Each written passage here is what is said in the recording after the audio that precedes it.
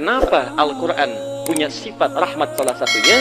Untuk memberikan gambaran kepada kita, kalau Anda merasa pernah punya dosa, ingin kembali kepada Allah, maka gunakan ayat-ayat rahmat itu untuk memohon kepada Allah Subhanahu wa Ta'ala. Seperti Allah mengampuni dosa-dosa Adam, seperti itulah Allah akan mengampuni semua dosa anak cucu Adam.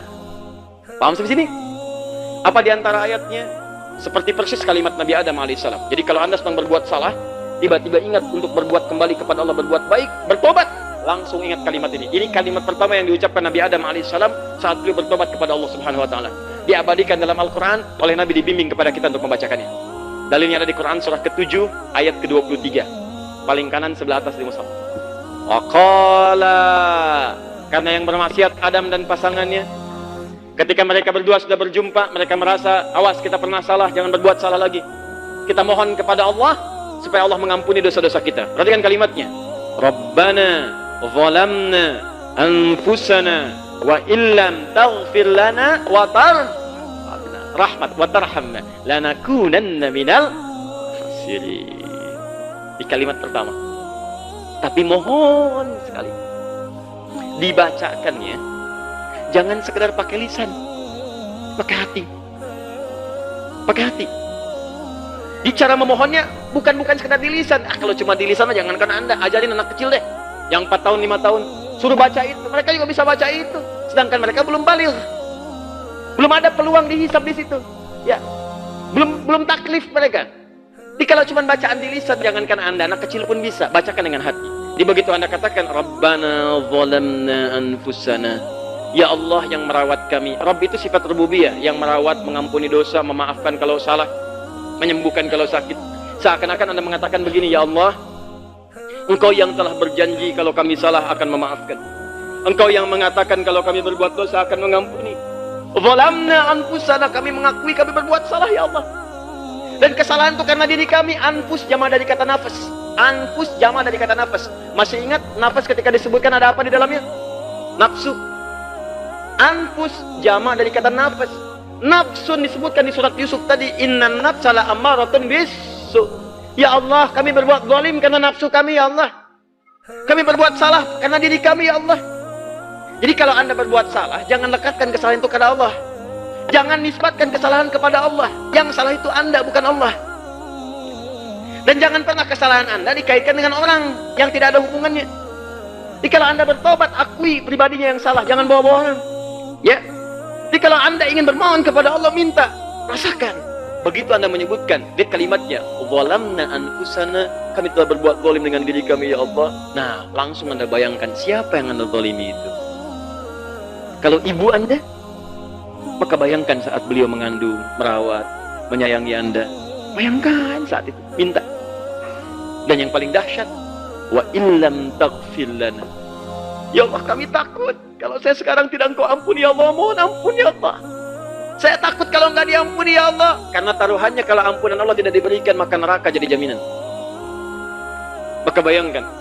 Dan awas ya, jangan bayangin neraka dulu nih, kejauhan. Alam kubur. Jangan bayangin alam kubur dulu, kejauhan. Sakaratul maut. Orang yang dosanya belum pernah dia bertobat kepada Allah saat hidupnya, maka saat sakaratul maut akan ditampakkan dosa-dosanya. Itu yang membuat dia gelisah, takut, gasak, gerusuk, tidak karuan, mulut meracau, kadang mukul-mukul sana sini dan sebagainya. Dahsyat dia, takut. Kalau nggak percaya silahkan aja. Saya udah ingatkan Anda. Kalau masih pengen milih berbuat dosa, silahkan kumpulkan oleh Anda. Nabung tuh dosa sebanyak-banyaknya. Nanti kita lihat di akhir. Begitu Anda masuk sakaratul maut, Anda akan rasakan bagaimana presentasi dosa dibentangkan di hadapan Anda. Dan malaikatnya nakutin. Gak usah dibayangin nih, gak kebayang. Dipukulin, gak percaya silahkan aja, baca ayatnya. Makanya kadang-kadang kalau pengen berbuat dosa, mikir dulu. Mikir. Ikan aneh, udah berbuat dosa, malu untuk tobat. Anda aja buat maksiat nggak malu, kenapa saat tobat mesti malu? Aku malu melihat orang, aku malu melihat begini. Kamu maksiat nggak malu, sekarang merasa malu. Kamu bayangin dulu, makanya mikir. Kalau ingin berbuat dosa, bayangkan akan dipermalukan. Kalau ingin berbuat dosa, bayangkan akan dibuka. Kalau pengen berbuat dosa, mikir dulu. Dosa itu mengalir ke siapa? Bapaknya yang korupsi, keluarganya yang kena. Makanya kalau mau nyuri, mikir dulu. Keluarga antum akan kena. Nih anak-anak antum yang lucu-lucu, dibawa ke majlis taklim, disayang, main dengan tetangga. Apa antum tega membuat mereka dibully oleh teman-temannya? Hei anak koruptor, anak pencuri, anak penipu. Kasihan anak itu. dia belum tumbuh sedang menanggung dari kesalahan Anda. Kenapa? Karena dosa yang Anda bawa itu bawa ke rumah, dimasak oleh istri Anda, dimakan oleh mereka. Jadi mereka kebagian dari dosanya, kebagian dari hinaannya, kebagian dari celahannya. Antum mikir dulu kalau ingin berbuat salah. Antum anak, antum berbuat salah, bapak ibu antum kena. Sudah mengandung dibikin susah, melahirkan susah, menyusui susah, sudah dewasa bikin susah juga. Antum apa nggak punya waktu untuk membuat bahagia bagi orang tua? Tobat, balik. Dan kalau sudah dibuka, itu artinya Allah membimbing Anda untuk tobat, bukan ingin mempermalukan Anda. Hukuman sosial itu untuk membuat Anda mengerti, ini di akhirat lebih parah. Ini yang tahu baru orang-orang sekitaran, di akhirat dibuka, malaikat pun tahu semua, jin tahu semua, setan diketawa aja. Itu ketawain aja habis semuanya tuh. Mumpung kita filmnya dibuka sekarang, filmnya, maka edit dari sekarang sebelum dibuka di akhirat. Kalau ada kata-kata yang kotor, dubbing, isi dengan yang bagus-bagus. Kalau ada adegan yang kotor, sensor, hapuskan, ganti. Cara ngapusnya tobat, hilangin, sebutkan. Jadi begitu mengatakan zalamna anfusana, ingat siapa yang dizalimi itu. Teteskan air mata, minta. Bayangkan siksa kubur, bayangkan neraka. Kata malaikat, akhriju anfusakum, keluar kamu. Gak mau keluar ya, saya pukul depannya, belakangnya segala. Itu di Quran surah 8 ayat 50. Keluarin. Silakan kalau nggak percaya. Hanya malam ini selesaikan urusannya. Watarhamna, dan kau berikan rahmat kepada kami. Nah, jadi begitu dosa diampuni, turun sifat ampunan Allah, rahmat turun. Begitu turun, hapus semuanya, beres, hilang. Kalau kami nggak dapat rahmat itu ya Allah, lanakunanna minal khasirin, kami akan rugi. Daripada kita rugi sebelum pulang, lebih baik hapuskan sekarang. Itulah sebabnya ketika kita berbuat salah, teman-teman sekalian, kenapa ayat rahmat dibandingkan dengan syifa? Syifa itu kan obat penyakit. Kenapa disandingkan dengan rahmat? Rahasianya adalah, saya tutup, kenapa di Quran surah 17 ayat 82 rahmat disandingkan dengan syifa? Karena kalau orang sudah berbuat salah, pasti akan hidup dan bersanding penyakit dalam dirinya. Jadi kalau orang mencuri, itu sebenarnya sedang masukkan penyakit pada dirinya. Gak percaya silahkan. Anda belum pernah mencuri selama hidup, begitu keluar dari masjid ini nyoba-nyoba mencuri, pasti akan kepikiran. Di jalan kepikiran, kamu salah, kamu dikutuk terus tuh sama sifat jiwa takwanya. Kamu salah, cepat balikin.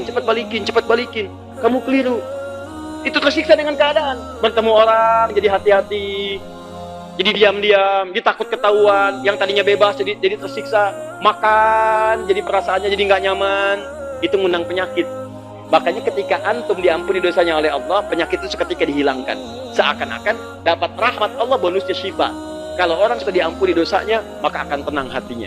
Bebas dari pikiran-pikiran, bebas dari penyakit, hidupnya lebih bersih lagi. Itulah rahasianya kenapa syifa disandingkan dengan rahmat di ayat tadi. Jadi kalau Anda ingin dibebaskan dari semua penyakit-penyakit urusan dunia, gugurkan dulu dosa-dosa Anda di hadapan Allah Subhanahu wa taala. Saya tutup, itu yang dimaksudkan kalimat Nabi Nuh di Quran surah 71 ayat 10 sampai dengan ayat 12. Ketika umatnya banyak berbuat salah, kata Nabi Nuh, faqultu astaghfiru rabbakum innahu kana ghaffara. Aku katakan pada umatku, kalian cepat istighfar, tobat. Allah akan mengampuni dosa kalian.